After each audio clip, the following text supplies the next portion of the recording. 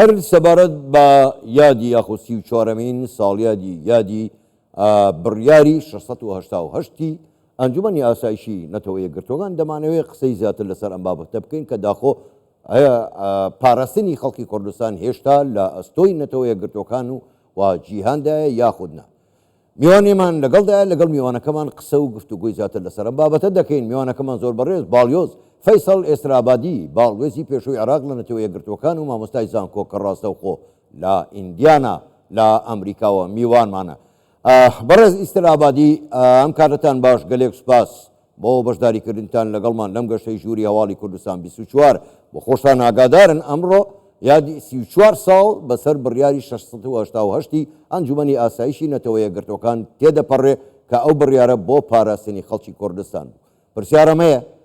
ئاخۆ هێشتا پاراستنی خەڵکی کوردستان کە بەردەوام هەڕەشەی لەسەرە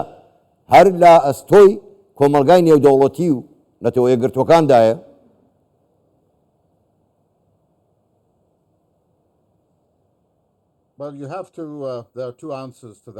دەبێ دوو وەڵامت بدەمەوە بۆ پرسیارە. یەکەمیان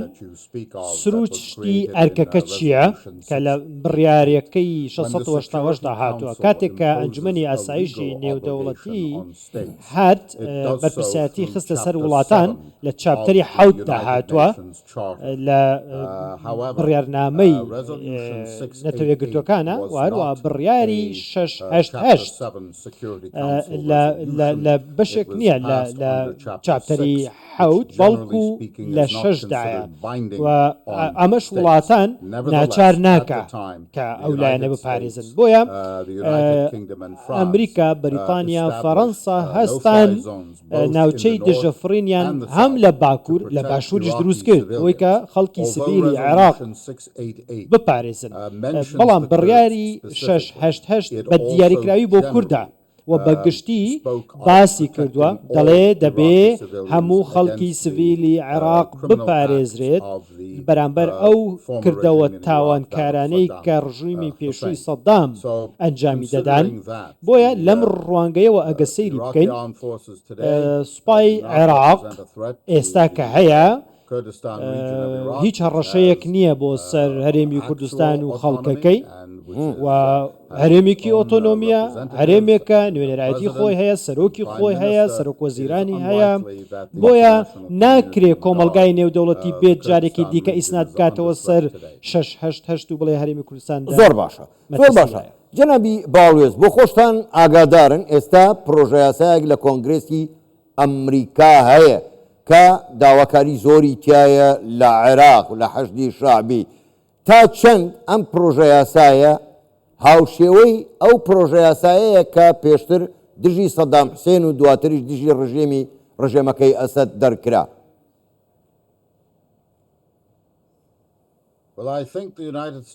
پێم وە بێ ویلایەتە یەکگرتوەکانی ئەمریکا زۆر ڕژدە لەوەی کە دەستی ئێران لە ڕۆژڵاتی ناوەڕاست ببڕێ نەک تەنها لە عێراق. ئێران وڵاتێکی باش نەبووە بەڕاستی بۆ زۆربەی وڵاتە نەک تەنها عێراق و هەموو خەڵکی ناوچەکەش بۆ خەڵکی خۆشی خراپ بووە. بۆیە ئەمریکا ئێستا زۆر نیگەرانە لەوەی کە ئێران لاوازە ئێستا لە کۆتایی با بڵێن لە دەستێوەردانەکانی نیگەرانە و پێی خۆشە کە ئێستا لاوازە. نازانم تا چەند لە کۆنگرێز ئەم پرۆژە یاسایە تەیە پەڕێدەنگی لەسەر دەدرێ بەڵام چاوی ئەم ئیدارەیە ئیدارەی سەرۆک ترامپ بە دیاریکراوی لەسەر ئایەوە دەیەوێت دەست و پەل و پۆی ئێران بکە بابەتی ئەتۆم بابەتێکی دیکەیە هاوکاریکردنی حوسیەکان بابەتێکی دیکەیە کە بۆ نەتا هەڕەشە بۆ سەر ڕێڕەوە ئاویەکان لە دەریای سوور و بۆ ئیسرائیلیش کە ئەمە کاریگەری ئێرانە لە وڵاتە. هێشتا زووە قسەی لەسەر بکەین بەڵام هەوڵێکی زۆر جددی هەیە لە ئیدارەی ترامپەوە بۆی کە ئەم میلیشیانەی سەر بە ئێران زۆر باشە. جەنابی ئیسترابادی لە ئەو بڕیارەی کە پێشنیاز کراوە کە داوا لە عێراق دەکا ئەو هێزەکانی حەشدی شعبیە بێ هەڵۆشێنێتەوە هەموو پەیوەندیەکانی بازرگانی و ئیداری و ئابووری لەگەڵ ئێران بپچڕێ. لە حاڵێکدا پرسیارەکە ئەمەیە لە حاڵێکدا ئەگەر عێراق بە جۆی ئەمریکای نەکرد ئایندەی عێراق چۆن دەبینن ئێوە پێشبینی چی دەکەن؟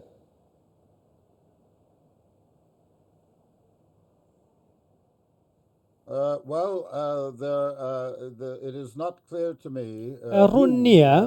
بەلای منەوە کێ ئەو توانای هەیە مەبەستم ئەوەیە مەبەستم لە هێز نییە کێ هێزی با بڵێن دەسەڵاتی هەیە سیاسی هەیە بۆی کە لە عێراق بۆی کە میلیشانە هەڵوەشێنێتەوە ئایا ئەم حکوومەتەی لە ئێستا لە عێراق هەیە سەرۆکوەزیر ئەم دەسەڵاتی هەیە من دڵنیا نیم ئەم دەسەڵاتی هەبێ ئەم توانایی هەبێ یاخود میلیشیاکان پابەندی بڕیارەکانی بن ئەگەر خۆیان بڕیار لەسەر خۆیان نەدەن ئەمە بابەتێکی دیکەیە لە ڕووی تەکنیکیەوە ئەوەی کە هەیە میلیشیاکان بەشێکن لە وەزارەتی بەرگری عێراق بەڵام لە کردار داوا نییە چونکە گوێ لە فەرماندەی گشتی هێزە چەکدارەکان ناگرن کە سەرۆکوەزیرانە بۆیە ئەمە دۆخێکە کە بەڕاستی لێخۆشببوونی بۆنێ نابێت چاوی لێ بپۆشین و بابەتێکی دیکە ئەو پەیوەندی کە لە نێوان هەولێر و بەغدا و ئێران هەیە چۆن دێن عێراق لە ئێران دوورەخەنەوە ئەمە بابەتێکی زۆر ئاڵۆزە واتە بە ئاسانی ناکرێ و ئەمریکا ڕێگە بەمە نادا بەم شێوێ بەردەوام بێ ئێران دراوسەی ئێمەیە هەتا ئەو کاتەی ڕێز لەو سنوورە دەگرێ کە لە نێوانمانە هەیە و بتوانێت بە نیەتێکی باش نیازێکی باش کارمان لەگەڵ بکە زۆر تەواوە بەڵام لە 20 ساڵی ڕابردوو دەبینین کە ئێران چۆن کاری کردووە کاریگەری خستووە سەر هەندێک حزبی سیاسی میلیشای دروست کردووە هەل لە فاوەوە تازاخۆ کە ئاڵێم عێراق مەبەستم ئەوەیە هیچ شوێنە جیا ناکەمەوە دەبێ ئەم دەستێوەردانەی ئێران ڕاوەستێ دەبێ ڕێز لە سنوورەکانمان بگرێ لە هەموو شوێنێکەوە لە هەموو لایەکەوە و پەیوەندیەکی دیپلۆماسی و بازرگانی تەندروست براوە بۆ هەردوو لا هەبێ زۆر باشە بەڕێز ئێسترابادی دەگەڕێمەوە سەر بڕیاری 688 بۆ خۆ دەزانن ئێستا ئەمریکا بە هەموو توانایەوە هەم لە عێراق هەیە هەم لە هەرێمی کوردستان ناو بە ناویش هەڕەشا لەسەر کورد هەرماوە بەڵام پرسیارەکە ئەمەیە لە حاڵەتی هێرشکردن یاخو پەلاماردانی هەرێمی کوردستان پێ وایە ئەمریکا وەکو زلهێزی جیهان و بوونی هەم لە هەرێمی کوردستان و لە عێراق کورد یاخود گەلی کوردستان یاخود هەرێمی کوردستان دەپارێزێت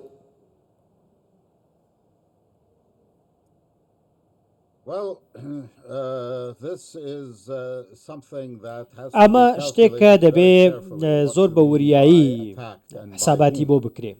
کێ هێرش بکە چۆن بیکە ئەگەر وڵاتێکی بیانی هێرش بکە وەکو ئێران با بڵێن بە دڵنیاییەوە ئەمریکا وەڵام ئەداتەوە بەڵام من با بەبیرتان بێنمەوە کە ئەو کاتەی ترامپ سەرۆک بوو